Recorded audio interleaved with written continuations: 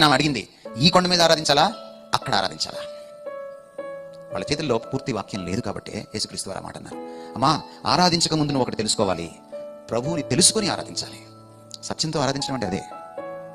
చాలా మంది యంగ్స్టర్స్ ఆరాధించే వాళ్ళు ఉన్నారు. మీకు తెల్ల పేపర్ ఇచ్చి యేసుక్రీస్తు వారి గురించి రాయమంటే ఎన్ని పేజీలు రాయగలరు?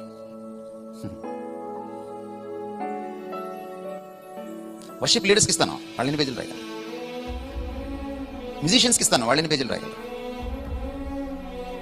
మీకు క్రీస్తు తెలియకుండా క్రీస్తుని మీరు ఎలా ఆరాధిస్తారు? క్రీస్తుని మనకి ఏం పరిచయం చేస్తుంది? మళ్ళీ వాక్యమే. Are we worshippers? కాస్త ఏదో మనకు ఒక భావావేశం వచ్చేసి ఊగిపోతే వర్షిప్ అయిపోతుందండి.